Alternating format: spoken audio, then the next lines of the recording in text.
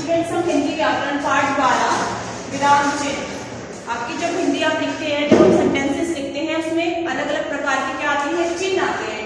ठीक है, कई प्रकार के क्या आते हैं, विराम चिन्ह आते हैं।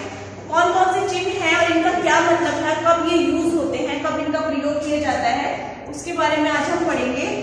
विराम का मतलब क्या होता है बेटा? अगर हम विराम का मतलब लें तो विराम का मतलब होता है ठहरना या फिर रुकना।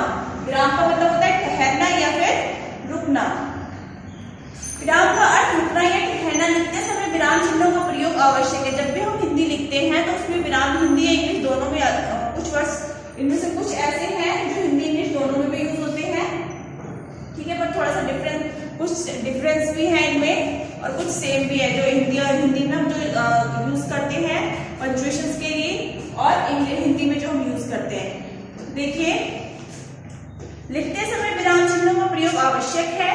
कभी किसी कथन पर बल देने और कभी बात को स्पष्ट करने के उद्देश्य से हम विराम चिन्ह का उपयोग करते हैं। जब हमें कोई भी बात एक्सप्लेन करनी होती है या किसी शब्द को एक्सप्लेन करना होता है, उसके बारे में अच्छे से समझाना होता है या किसी शब्द पर बल देना होता है, तब हम विराम चिन्हों का प्रयोग करते हैं। ठीक है, अगर हम परिभाषा की बात करें कि विराम चिन्ह की परिभाषा क्या है, तो देखिए, लिखते समय रुकने के लिए जिन चिन्हों का प्रयोग किया जाता है उन्हें विराम चिन्ह कहते हैं। ठीक है, लिखते समय जब रुकने पर क्या किया जाता है, रुकने के लिए बल दिया जाता है। लिखते समय रुकने के लिए जिन चिन्हों का प्रयोग किया जाता है, जब हम लिखते समय जिन चिन्हों पे हमने क्या करना है, बल देना। ठीक है, किसी भी शब्द पे बल देना है तो उसके लिए हम विराम चिन्ह का प्रयोग करते हैं। तो लिखते समय रुकने के लिए जिन चिन्हों का प्रयोग किया जाता है, रुकने के लिए जिन चिन्हों का प्रयोग किया जाता है, वही चिन्ह आपके क्या कहलाते हैं, विराम चिन्ह कहलाते हैं। तो अब देखो, जो विराम चिन्ह है वो 10 प्रकार के हैं। कितने प्रकार के हैं? 10। पहला पूर्ण विराम, दूसरा अल्प विराम, तीसरा अर्ध विराम, चौथा प्रश्न सूचक चिन्ह, पांचवा विस्मयादिबोधक, छठा निर्देशक चिन्ह, सातवां उद्धरण चिन्ह, योजक चिन्ह, कोष्टक चिन्ह और 10वां आपका है विस्मृत चिन्ह। अब 1 बाय 1 हम इनके बारे में पढ़ेंगे। देखो, जो पूर्ण विराम होता है, ये है आपका पूर्ण विराम चिन्ह। कैसे लगता है? आप देखते हो ना, जब आप कोई सेंटेंस लिखते हो, कोई वाक्य लिखते हो, तो एंड में क्या करते हो, अंत में आप ये लगाते हो, पूर्ण विराम। ठीक है, तो इसका क्या मतलब होता है, ये कब लगता है? वाक्य के अंत में प्राय पूर्ण विराम लगाया जाता है। जब आप कोई सेंटेंस कंप्लीट करते हो, जैसे मैंने परिभाषा लिखी तो पूर्ण विराम लगा दिया, है के बाद क्या लगाया, पूर्ण विराम। जब हम एक वाक्य का अंत करते हैं, जब एक वाक्य खत्म होता है, तब हम पूर्ण विराम लगाते हैं। ठीक है, अब है अल्प विराम। अल्प विराम में ये जो कॉमा देख रहे हो, अल्प विराम का क्या है, कौन सा चीज लगाते हैं, हम कॉमा लगाते हैं। ठीक है, नीचे हम कॉमा लगाते हैं, तो इसको बोलते हैं अल्प विराम। किसी वाक्य में जहां थोड़ा रुकना होता है अथवा 2 या 2 से अधिक शब्दों या वाक्यों आदि को अलग अलग करना होता है, तो अल्प विराम का प्रयोग किया जाता है।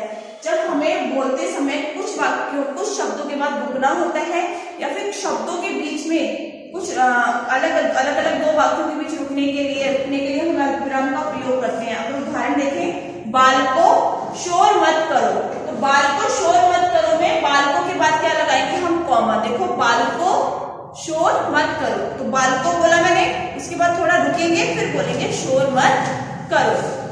फिर है अर्ध विराम। आपकी बुक में ये सारे उदाहरण दे रखे हैं। ठीक है, हम उसको एक बार अच्छे से पढ़ लेंगे। और इसका प्रयोग हम जो आपका अर्ध विराम है कब करते हैं? अगर मान लो 2 बच्चों या 3 बच्चों का मैं नाम ले रही हूँ, जैसे आपका राधा, मीना और सीमा। राधा, मीना और सीमा, तो मैं कॉमा लगाऊंगी हर एक बच्चे का नाम लिखने के बाद। राधा के बाद कॉमा लगाऊंगी, फिर सीमा लिखूंगी। ठीक है, तो क्या जब भी हम कुछ शब्दों के बीच जब हमें क्लासिफाई करना होता है, अलग अलग करना होता है उनको, तब भी हम कॉमा लगाते हैं। ठीक है, जैसे आपके बुक में उदाहरण है, पूजा, प्रिया और सुमन बगीचे में बैठी है। ठीक है, कौन कौन बैठा है? पूजा बैठी है, कॉमा लगाएंगे, प्रिया बैठी है और सुमन बैठी है। अब तीसरा जो चिन्ह है आपका बेटा, वो है अर्ध विराम। अर्ध विराम में क्या होता है, ऊपर एक डॉट लगा होता है, नीचे कॉमा होता है, ये होता है आपका अर्ध विराम। ठीक है, वाक्य में जहां पूर्ण विराम से कम किंतु अल्प विराम से अधिक रुकने की आवश्यकता हो, वहां अर्ध विराम लगाया जाता है। ऐसा वाक्य, इसका कब प्रयोग किया जाता है, जब अल्प विराम से इसमें कम कम, ठीक है, कम रुकना होता है, अल्पविराम में ज्यादा रुकना होता है, लेकिन अल्पविराम से कम रुकना होता है, लेकिन पूर्ण विराम से कम रुकना और अल्पविराम से थोड़ा सा ज्यादा रुकने में हम क्या करते हैं, इसका प्रयोग करते हैं, तब इसका प्रयोग करते हैं। इसमें हम अल्पविराम से थोड़ा सा कम, थोड़ा सा ज्यादा रुकते हैं, थोड़ा सा ज्यादा हम रुकते हैं इसमें, ठीक है।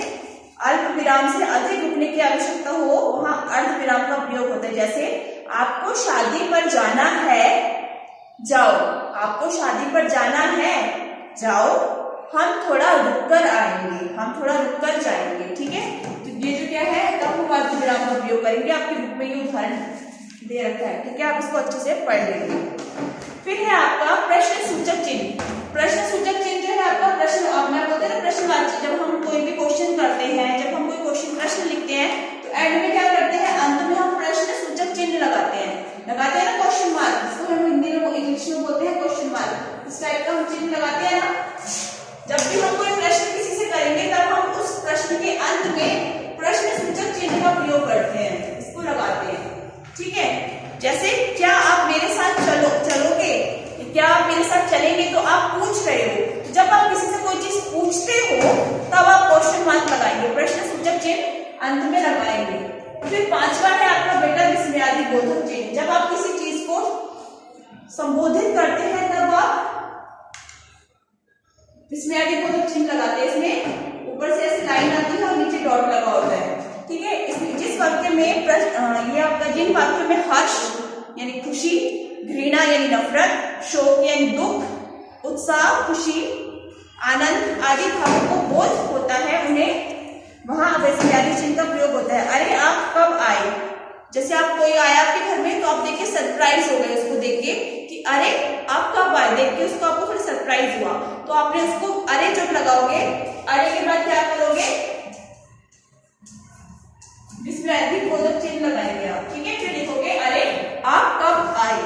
ये देखो, हाय बेचारे छोटी उम्र में ही चल गए, छोटी उम्र में ही चल बसा।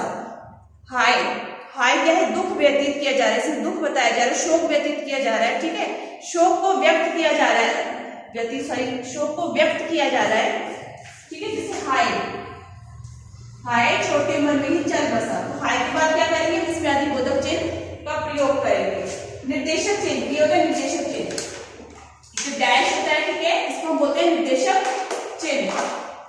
ये का प्रयोग होता है या यदि किसी बात का उदाहरण आगे दिया जाता हो तो निर्देशक चिन्ह का प्रयोग किया जाता है। जैसे पूनम ने कहा मुझे आगरा जाना है, जैसे पूनम ने कहा, तो पूनम ने कहा, फिर डैश लगाएंगे, ठीक है, फिर हम निर्देशक चिन्ह लगाएंगे और फिर लिखेंगे कि उसने कहा, पूनम ने कहा मुझे आगरा जाना है।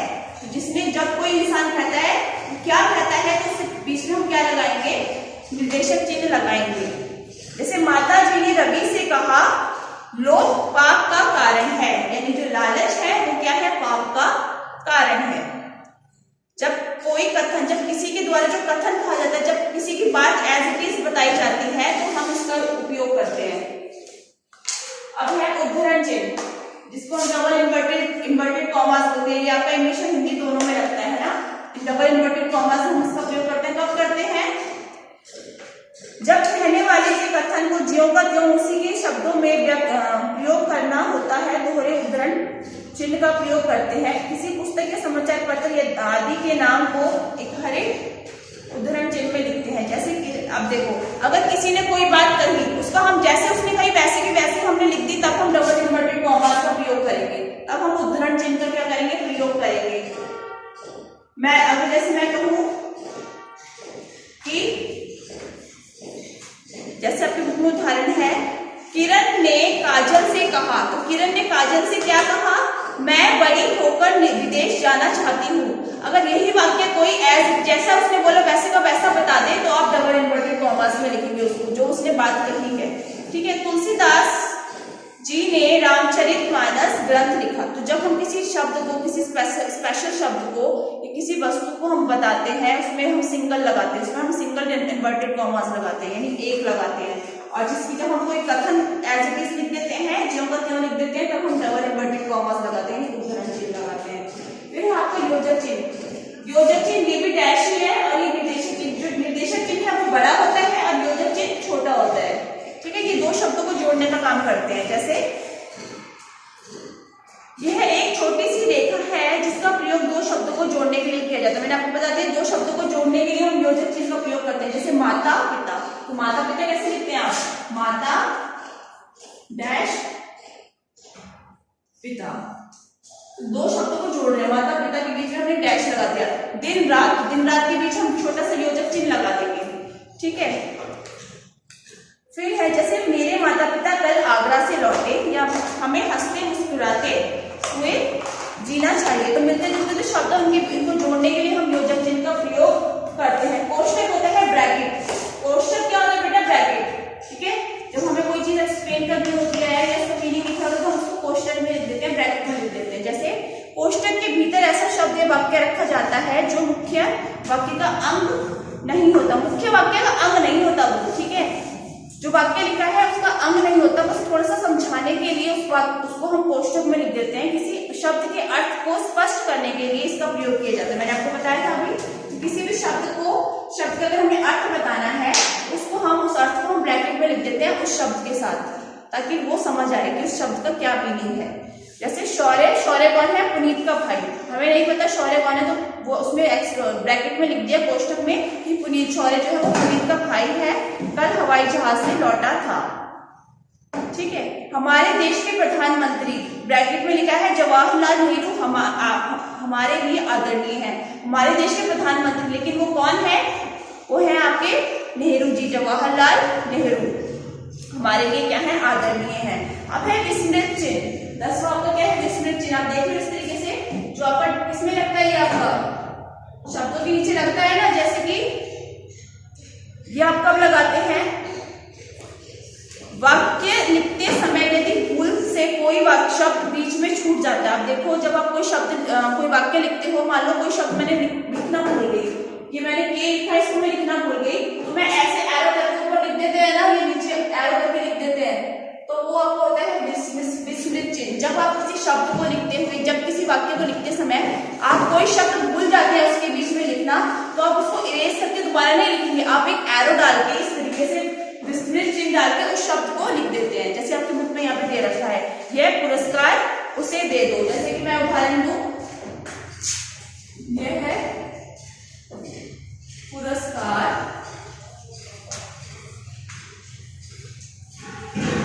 दे दो, ठीक है। यह पुरस्कार, उसे लिखना है भूल गई। क्या लिखना भूल गई मैं बेटा? उसे लिखना भूल गई, तो मैं कॉमा इस तरीके से चिन्ह बना के उसे ऊपर लिख दूंगी, ठीक है। उसे लिखना मैं भूल गई तो ऐसे एरो लगा के मैं ऊपर लिखूंगी उसे। तो जो शब्द हम वाक्य में लिखते समय जो शब्द हम लिखना भूल जाते हैं उसको हम विस्मृत चिन्ह लगा के ऊपर लिख सकते हैं वाक्य के बीच में जहां हमने उसको लिखना है। ये आपका होता है विस्मृत चिन्ह। तो स्टूडेंट्स, आपका जो चैप्टर है वो कंप्लीट हो गया है। इसको आप एक बार अच्छे से पढ़ लेंगे, ठीक है। इस चैप्टर को आपने अच्छे से पढ़ना है और फिर क्वेश्चन आंसर मैं आपको व्हाट्सएप पे सेंड कर दूंगी। Okay, thank you all.